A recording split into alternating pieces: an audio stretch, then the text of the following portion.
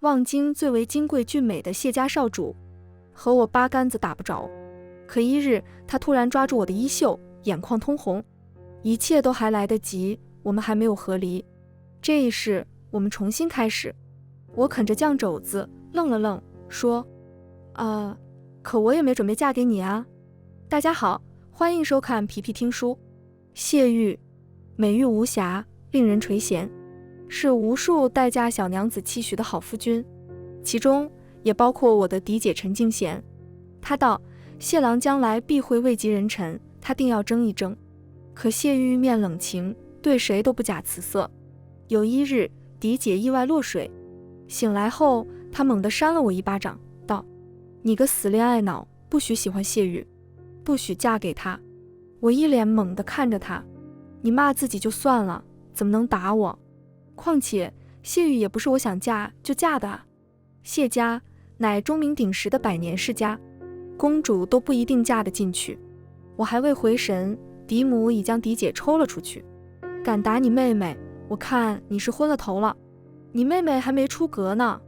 嫡姐突然大笑起来，好，好，好，太好了。她笑得眼泪都要出来了。她爬起来，衣衫还湿着，就来将我抱进怀里。真是老天开眼，我的阿朱还没出阁，这辈子我不会再让你嫁给那混蛋了。嫡姐将我和嫡母拉进屋里，平退下人。深吸一口气后，她缓缓道来，她说她是重生的。前世我在宴席上摔了一跤，直接摔进了谢玉怀里。只瞧谢玉风姿绰约，眉眼如画，她下意识接住我，两人原地转了个圈，然后双双落地，我在上，她在下。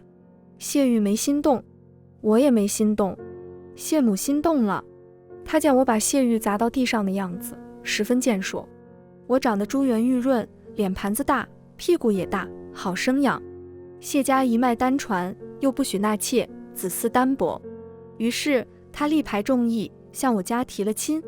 成亲7年后，谢玉给了我一纸和离书，他说与我没有男女之情。听到此处，我点点头道：倒也在意料之中。我与谢玉实在不像是能过到一起的人。嫡母冷不丁问道：阿朱可有孩子？嫡姐默了默道：有的，有3个，都留在了谢家。震惊之下，我手里的酱肘子掉在了嫡姐的裙子上，新裙子顿时又油又香。嫡姐非但没有责怪我，反而心疼地捧住了我不小的脑袋。3块叉烧不提也罢。最后在嫡母和嫡姐威严的目光下，我跪地发誓，这辈子嫁猪都不嫁谢玉，绝经都不生叉烧。之后几月，嫡姐将我随身携带，避开了一切谢玉可能出现的场合。多虑了，我与谢玉云泥之别。谢家少主，天子近臣，天之骄子，而我陈家办的嫡女，其貌不扬，好吃懒做。往昔宴席上相见，他众星捧月，未曾看过角落的我一眼。况且7年了，谢玉都说不喜欢我，便是撞见了又如何？嫡姐意味深长地道：你年纪小，不懂。他虽不喜欢你，但不耽误他睡你7年。说到这里，他鼻孔喷气，似对谢玉愈加厌恶。他若是也重生了，保不齐要再祸害你一次。重生之事又不像1斤肉，想长就长，人人都有。彼时的我对此嗤之以鼻。中途遇上曾不对付的贵女们，嫡姐一反常态，笑脸相迎。那些贵女走后，嫡姐感慨道：大梦一生，她们都是苦命人。可当听闻谢家一位表亲送女儿来时，却黑了脸。那户人家远在江南，家道中落，厚着脸皮将待嫁的女儿送到了京城，想要攀一门好亲事。那名叫沈清之的女郎，身娇体弱，但背脊挺直，似有一身傲骨，看着格外惹人怜惜。谢母心善，将人留下了。嫡姐翻了个白眼，她没说什么，我也没有兴趣问。春日迟迟，春景淅淅，好日子过得极快，转眼就到了嫡姐千房万房的日子。太后的生辰宴，我腰上缠了条缎带，缎带另一头被嫡姐牢牢攥在手里。她看着滴漏，计算着前世我和谢玉撞在一起的时间。半晌，他长舒一口气，看来是已经过了，真是憋死我了。竖着我腰腹的缎带被解开，我前去如厕，可就在拐角处见到了一人，君子如玉，好看的让人忘乎所以。瞧见我的那一刻，那人眼神正然了一瞬，我与他擦肩而过时，他开口喊住了我：陈安珠，你就厌我到看都不看我一眼了吗？我茫然回头，与那公子四目相对，只见他皱眉道：你何必和我装？你多次故意避开了和我的相遇，不就是不想再如前世那样见到我吗？可惜你没能得偿所愿。听着这不阴不阳的话，我恍然大悟，原来他就是谢玉啊，长得像神仙似的。狄姐错了，不是他睡了我7年，是我睡了他7年。见我不出声，谢玉声音更冷：你就这么对我避如蛇蝎，连句话都不愿和我说？他攥着的手指节有些发白，眼眸锐利，落在我身上，带着不满。我尿急啊，哥，而且我狄姐不同意我和你说话。我撒腿就跑，留下谢玉在我背后道：陈安珠，夫妻一场，纵使我有对不住你的地方，难不成我们连朋友都做不成了吗？他身姿轻觑，站在那儿竟似有一丝委屈。我实在不明白他到底想干什么，就这么想和我做朋友。回到宴席后，我将遇到谢玉的事老实上报。狄姐捏碎了酒杯，冷笑连连。她想杀人的目光穿透了男子坐席与女子坐席中间隔着的帘幕，帘幕另一侧不远处有一白衣绰约的身影，不难看出正是谢玉。我埋头吃着菜，大气不敢出。宴过3巡，一女子姗姗来迟，她若柳扶风，盈盈一拜，便引得男子坐席那边安静了一瞬。她自报家门，正是谢家表亲沈清之。她极会说话，没一会儿就令几位贵妇人称赞有加，众人赞她是位才女。沈清之连忙道：若论才学，我比不上表哥1/1000，这些日子还未见过表哥呢。我在江南时就听闻表哥才学过人，是世间难得的男子，令我心生敬仰，若能一见。他声音清脆，不疾不徐。帘幕后白衣身影之人举杯的动作顿了顿，显然这话进了谢玉耳中。狄姐轻嗤了一声，装模作样。我突然间灵光一闪，难不成他就是我和谢玉和离的理由？这个猜想在谢玉将我和狄姐拦下时更加得到了证实。他道：陈安珠，你刚才没有为难沈清之吧？我都说了，与他无关。我还未开口，狄姐已将我拉到了身后。她演技精湛，滴水不漏。只见她脸上3分疑惑，3分怒气，3分护犊子和1分害怕。谢郎君，你怎能这般直接唤我妹妹的闺名？我妹妹尚未出嫁，若是因此坏了名声，该如何是好？谢玉一愣，他先前来得急了，这才意识到已经不是前世了。他的目光在我脸上逡巡了好几圈，看不出除了疑惑，这人发什么癫以外的表情。还请谢郎君自重。说着，狄姐就要拉着我离开。谢玉下意识伸手来拉我的衣袖，我一蹦3丈远，逃窜到狄姐另一侧，像小鸡一样躲在老母鸡身后。谢玉一下僵硬了脸色：你就这么讨厌我碰你？我坚定地点头，毫不犹豫。谢玉沉着脸道：那这7年与我同床共枕，可真难为你了。他话音刚落下，狄姐一巴掌甩在了他脸上。狄姐怒不可遏道：荒唐！谢郎君，你再这么败坏我妹妹的名声，我定要去告到衙门。谢玉头歪到了一侧，想来狄姐用了10成10的力，半点没留情。谢玉还没反应过来，狄姐已和我趁机走远了。经此一遭，谢玉似乎信了我没有重生，他托人上门致歉赔礼，说他当日吃了酒，脑子糊涂了。那里是一价值千金的玉镯，不愧是谢家少主，谢玉可真大方。却听狄姐道：晦气，前世你给他生了3个儿子，他都不曾送过你什么，还说什么你是谢家女主人，想要什么首饰有专人采买，无需他送，转头就给那表妹添置了不少东西。现在倒是装模作样起来了。我让人将镯子当了，换成了银子，这样就不会气了。没几日，谢玉又来约见我，说要当面道歉，我自然没应。狄姐道：谢郎君的礼我们收下了，当面道歉就没必要了，这事就过去吧。可谢玉并不死心，许是想来确认我到底有没有重生。他在一次上门之时，狄姐将他拒之门外，隔着一道门，他道：陈二姑娘，谢某是真心道歉的，可否赏脸一见？狄姐扬声道：谢郎君，我家妹妹已有心上人，无意与你相见，你再这样影响我家妹妹的清白名声。谢玉的声音骤然消失。狄姐怕他不信，继续道：那人择日就要上门提亲了，谢郎君快快走吧。门外头安静了许久，谢玉走前说道：不必找这种借口，陈二姑娘若是不想见就罢了，我亏欠你，今后若有什么事需要我帮忙，我定竭尽全力。这亏欠指的当然不是前几天的2句冒犯的话，是前世那7年。那日之后，谢玉没有再出现，狄姐还是不放心，她拉着嫡母当真开始为我相看男子了。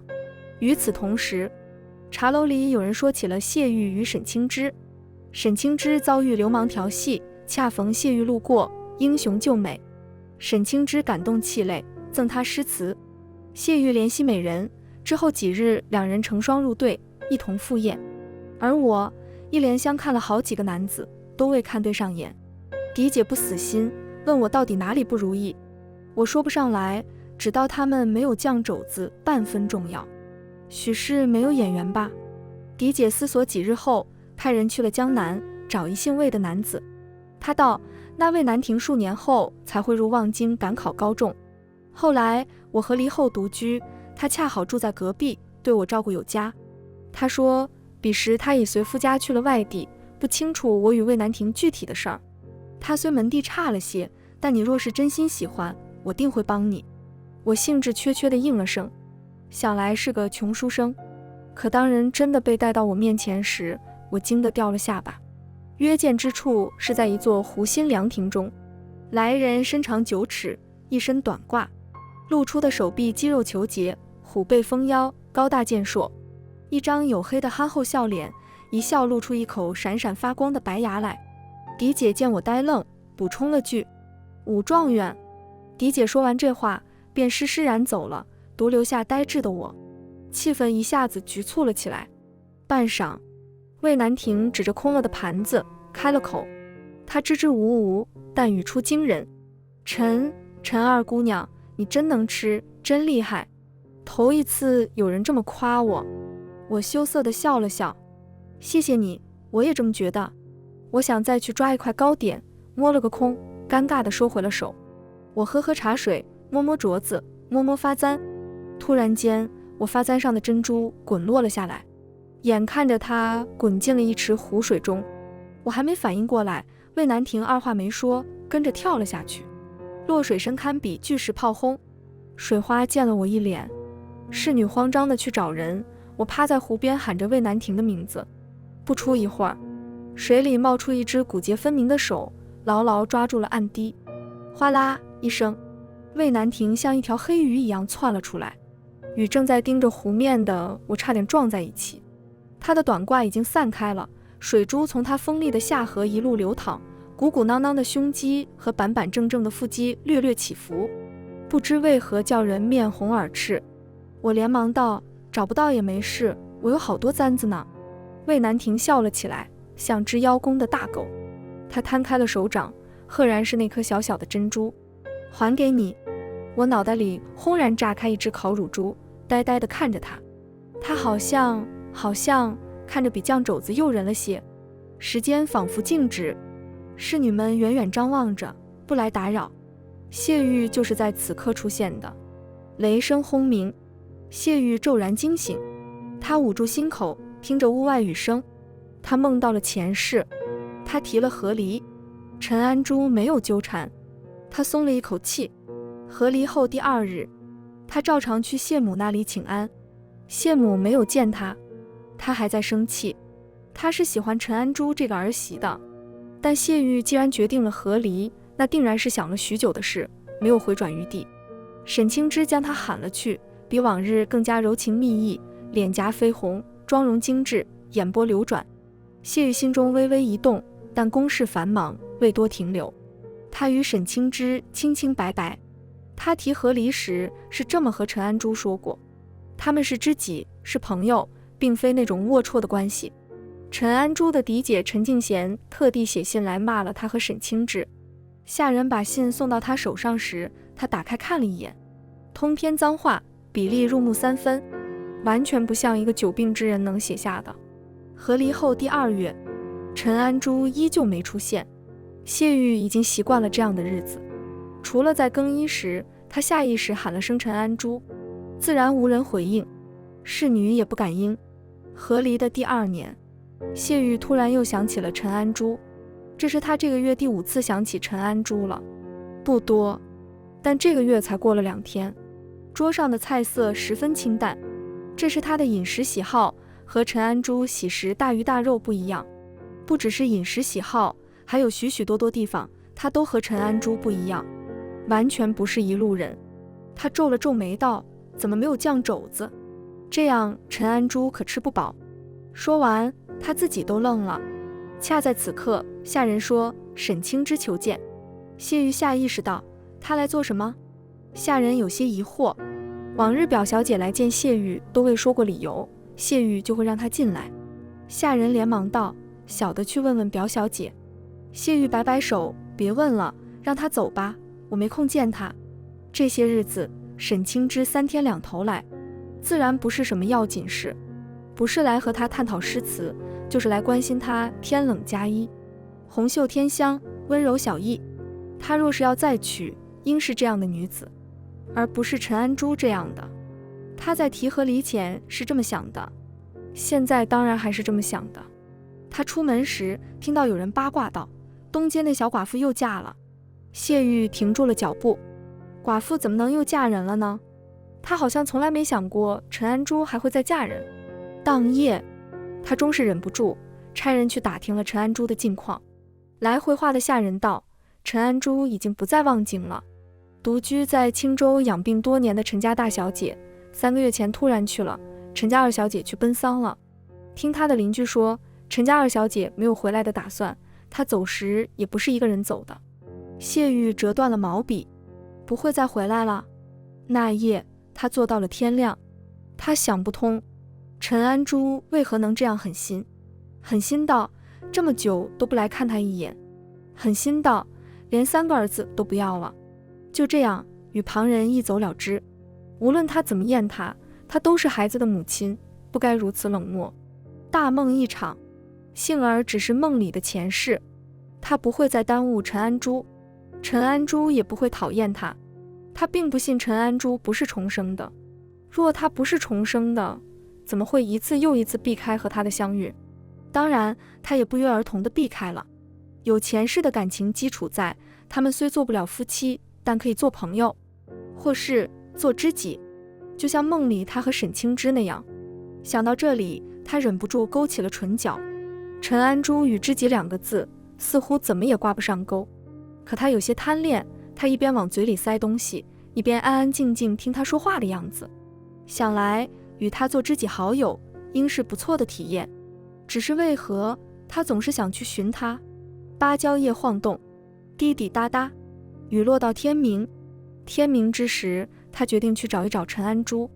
我脸上的红晕还未消散，看到魏南亭时，谢玉眼眸中骤然升起怒火，他语气里带着怨怼道：前世我提和离之时，你没有半点犹豫，是不是心里头早就有了旁人？谢玉眼眶发红，仿佛受了多大的情伤。可嫡姐分明告诉我，爱上了别人的是他。谢玉娶我本就不是出于喜欢，他嫌我不会琴棋书画，不能和他吟诗作对。头2年每次行房，他都像是上战场，脸色难看的紧。好在后来食髓知味，或是习惯了。谢玉与我折腾出了3个儿子，相比之下，沈清之与我不同，他就像为他量身打造的妻子，样样合乎他的心意。嫡姐嘴里，我爱惨了谢玉。在第一次撞见谢玉和沈清之在月下对饮时，我察觉了些不对劲。谢玉一句都没和我解释，有了第一次，就有第二次、第三次，无数次。有时在城郊梅园，有时在诗社，总之都是文雅的地方。他们互为知己，相视而笑。他们可能还没到那一步，所以谢与我提和离时十分理直气壮。他说他没有做对不起我的事，沈清之也没有对不起我的地方，他俩清清白白，只是他发觉了自己的真心，不爱我罢了。我的3个儿子道，沈姨比我更像大家族的夫人，而我实在太过上不得台面。就这样，我签下了和离书。我离开谢家那天，无一人相送。我听时十分震惊，我无法想象我会爱上谢玉这样的人。难不成感情都是睡出来的？那我这次打死都不睡他了。此刻，谢玉还想说什么，我拉起魏南亭就跑。狄姐说，我和谢玉接触必须在有他的场合，他不在，我自然不能搭理谢玉。魏南亭看着块头大，却听话得很，一句也没问。跑着跑着，他将我扛到了肩上，我指哪儿，他就往哪儿跑。我抽空回头看了眼谢玉，他孤零零站在原处，像只被丢弃的狗。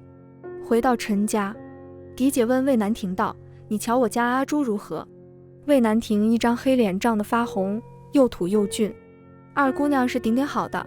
狄姐满意的点点头，又仔仔细细盘问了她许久，确认她父母双亡，身家清白，没有娃娃亲，没有青梅竹马，没有表姐表妹，也没有白月光，把我看得一愣一愣的。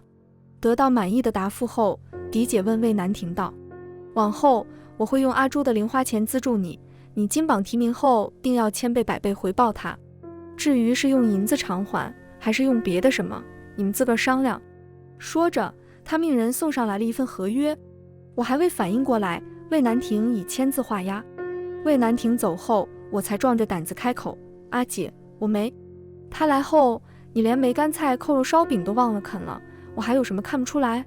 我绞着帕子道，我只是瞧着他又大又壮，外皮焦脆，似是十分美味。难不成这就是欢喜的感觉？那魏南亭眼里，我是不是也像白面馒头一样？狄姐表情一言难尽地走了。我本以为谢玉这样看着就清高的，见我不理会他，他就不会再来了。没想到他却有点阴魂不散。狄姐重生后十分忙碌，但却不再把精力放在女工、管账或是诗词琴曲上。她说，人生短短数十年，学这些东西就是在浪费生命。她囤积粮食，接济孩童，还资助了商队，去找各种珍稀药材。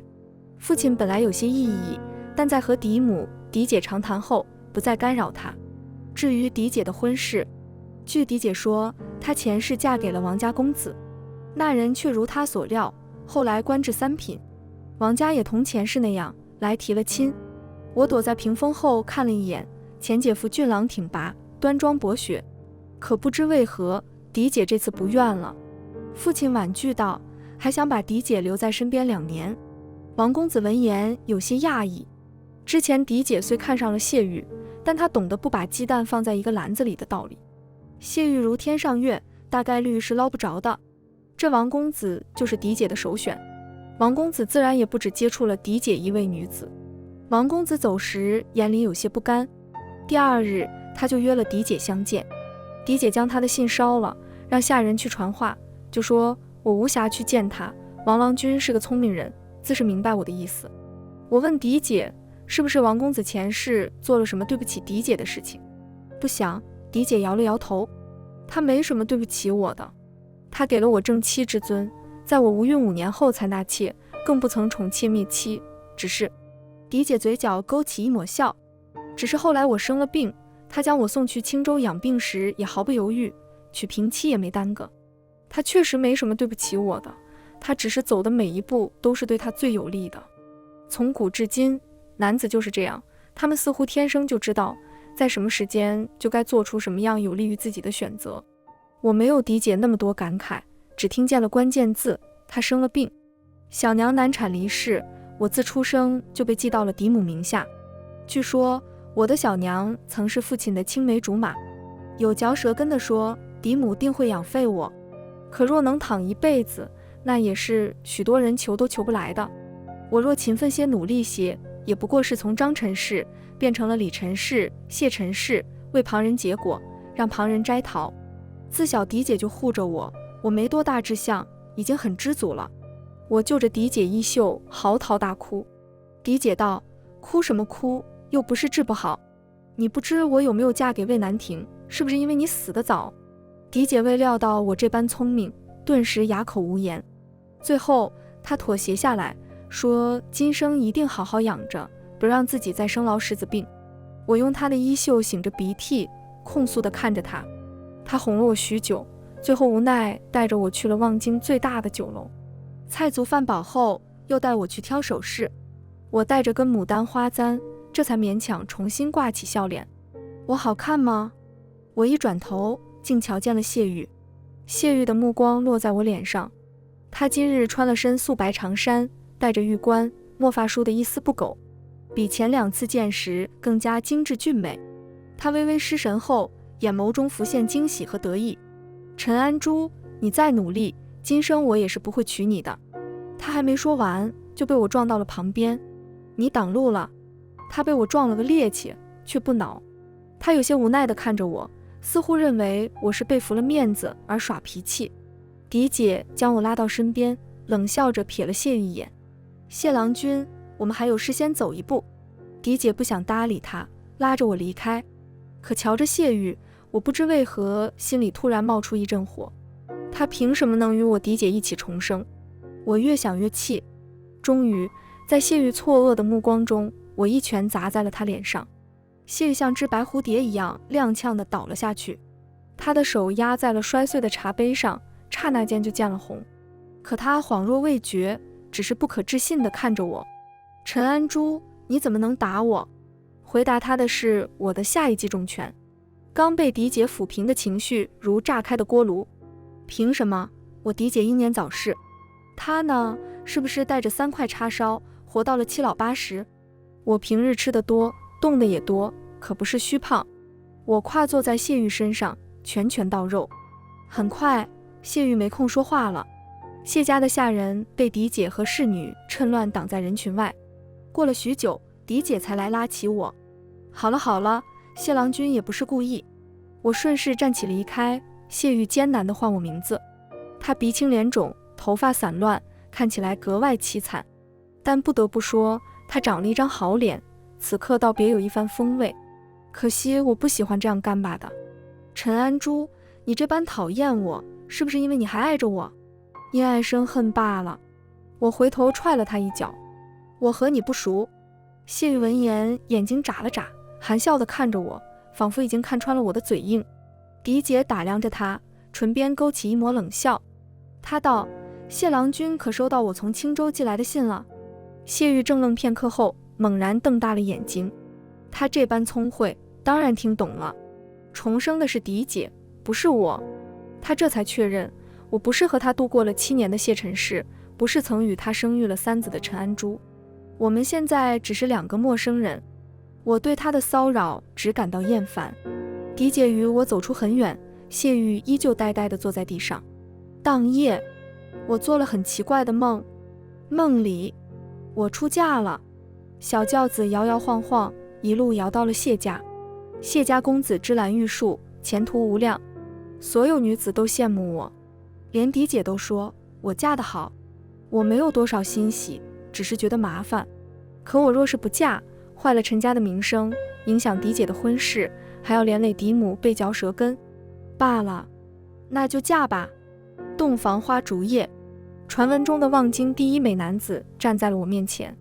我先前都不曾仔细瞧过他，如今看确实是好看的，就是有些太瘦太白了，像是白煮的鸡胸肉，又干巴又柴，肯定不太好吃。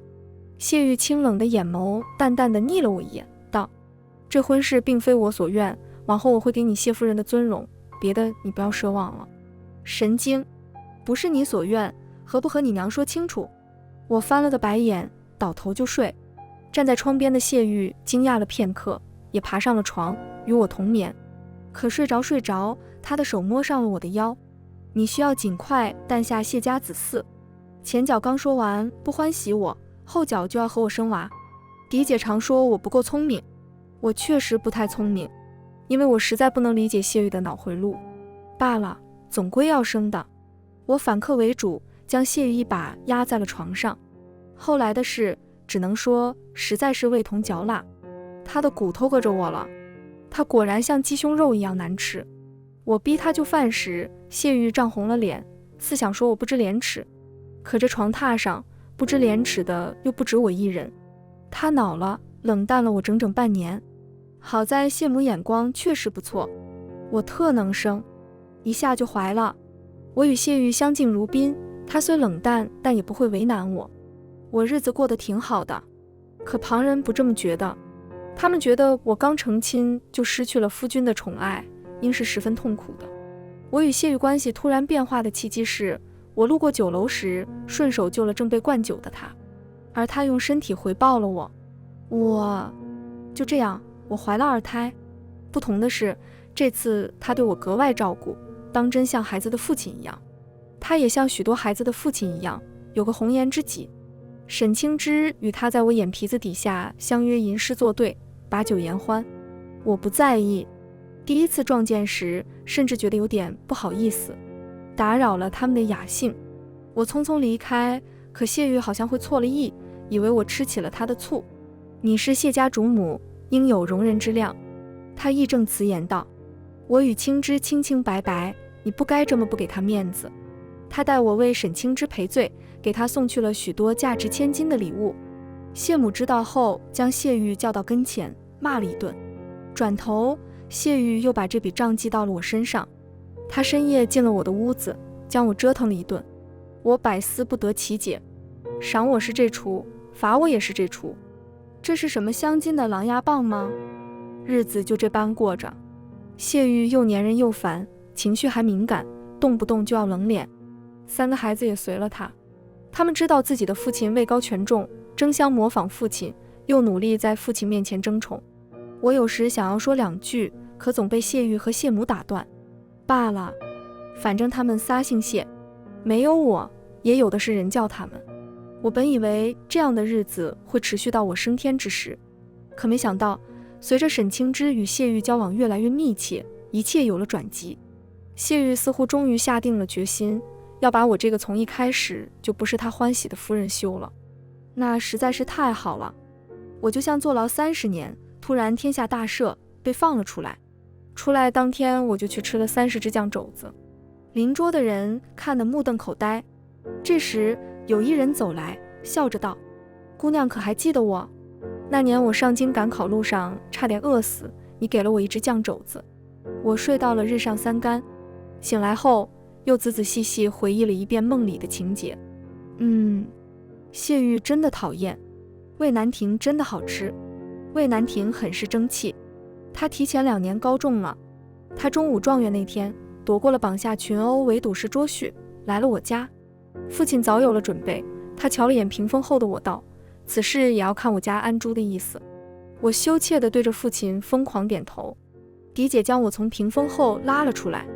魏南亭瞧见我脸也红了，我们一个又黑又红，一个又白又红，倒也相配。我将魏南亭送出门，分别之时，我偷偷拉了拉他的手，好烫啊，像刚出锅的熊掌。我没忍住，又偷偷摸了摸他的屁股，好翘啊，比鸡屁股还要翘。我脸上猥琐的笑意还没来得及收敛，就和一人对上了眼。谢玉瞪大了眼睛看着我，他似是跑过来的，玉冠歪了，头发散了开，气喘吁吁。他怒目圆睁，质问道：陈安珠，你在干什么？我还没说话，魏南亭先开了口：又不是摸你，别多管闲事。说着，他把我刚刚心虚收回去的手重新又放回了自己屁股上。多冒昧啊！我大脸爆红。谢玉嘴唇颤抖，摇摇欲坠。陈安珠，你难不成真的变了心？你怎能如此对我？我没有理会谢玉，与魏南亭告别后，就当着谢玉的面关上了大门，关注了那张失魂落魄的脸。当夜，谢玉竟翻墙而来。堂堂谢家公子，最重仪表之人，居然会翻墙。月下人目不转睛地盯着我。明月高悬，夜风微凉。谢玉道：我早该意识到的。陈安珠，你不记得我了，所以才舍得这么久不来寻我。你不记得我了，所以才舍得用别的男子来气我，舍得对我下这么重的手。我听得一愣一愣的，忘了啃鸡爪子。我的被子里还藏着酱猪蹄，刚才听见脚步声，我还以为是迪姐来抓我吃宵夜呢。谢玉继续道：也好，你若有前世的记忆，定然会怨我，不如从头来过。现在一切都还来得及。素来高高在上的谢家少主竟红了眼眶，他看向我的眼眸带着希冀、庆幸与激动还未消解。这一世我们重新开始，我可以再娶你一次，这一次我们不会再和离了。我愣了愣，道：可我没准备嫁给你啊。谢玉正在了原地。我诚恳道：我真的不喜欢你。谢玉眼眸骤然失了光亮，他薄唇紧抿，脸色有些泛白。他挤不过来，抓住我的手腕，摇头道：我不信。前世你爱我至深，与我举案齐眉，育有3子。我挠了挠头，问道：那为什么最后和离了？谢玉哑了声，眼中闪过懊悔：是我太想当然了，觉得妻子当要博学多才，才能琴瑟和鸣，却不知女子无才便是德，女子洗手做羹汤，常伴夫君左右，才是真正的过日子。我也没怎么伴你左右，是你非要来找我。但这话我没好意思说，我怕他当场哭出来。谢玉眉头蹙起，问道：你可是因听你嫡姐说了我什么？我摇了摇头，不愿再和他多言，直接高声喊人：来人啊，抓流氓！谢玉一瞬间瞪大了眼睛，家丁们闻讯而来。养尊处优的谢家公子如何跑得过一群家丁？谢玉最后被狼狈地压倒在地上。谢家送来了许多赔罪礼，都进了嫡姐的口袋。他说他先帮我存着，若是成了我的嫁妆，成亲后便也有魏南亭一份，他若不是个好的，就亏了。我听得云里雾里，习惯性乖巧点头。嫡姐叹了口气道：你这般性子，确实该配个心思多的。除了谢玉。我道：魏南亭心思也不多。嫡姐笑了笑，没有反驳。我后来没有再见到谢玉，听说是被谢母罚了闭门思过。倒是沈清之突然来寻我了，她依旧是那副娇俏坚韧的模样，一张瓜子脸比我小了整整2圈。陈二姑娘，我来寻你，只是想同你说几句话。我同意了。嫡姐只说不能搭理谢玉，没说不能搭理沈清之。她满意的带着我进了茶楼。我嗑瓜子的时候，她抿了一口茶水；我吃绿豆糕的时候，她抿了一口茶水；我吃葡萄的时候，她抿了一口茶水。果然，一些瘦子瘦是有原因的。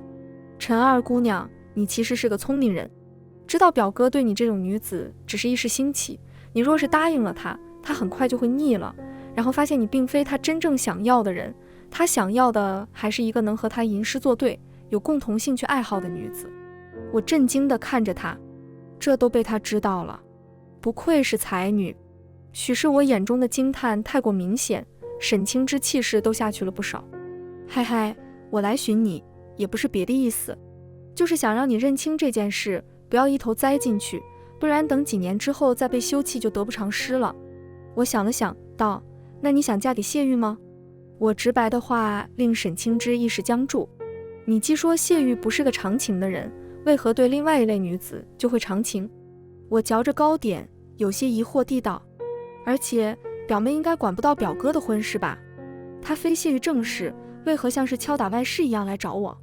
仿佛谢玉已是他的所有物。我恍然大悟，还是说你是谢家内定的？沈清之慌忙打断了我的话：你不要胡说，我和表哥清清白白，我只不过是出于好心来提醒你。我哦了一声，我绞尽脑汁回忆了一下梦里前世沈清之的结局，结果一无所获。我与魏南亭去了青州，在嫡姐曾住过的地方定了居。许多年后，收到一封京城来信，字迹是谢玉的，只是纸张泛黄，似乎已经写了很久。至于信上内容，写的大致意思是：几次夜雨，他都想起了我，想来看看我过得好不好，但一直没抽出时间。南方来了水匪，他要先去剿匪了。若是我还在，应会与他依依惜别，为他带足食物。当然，他的用词有些肉麻了。魏南亭看了后有些吃味，当夜叫我辛苦了许久。一起来的还有谢母的口信，他说这是谢玉想给我的，一直没来得及寄出去。我恍惚意识到，当时谢玉可能已经死了。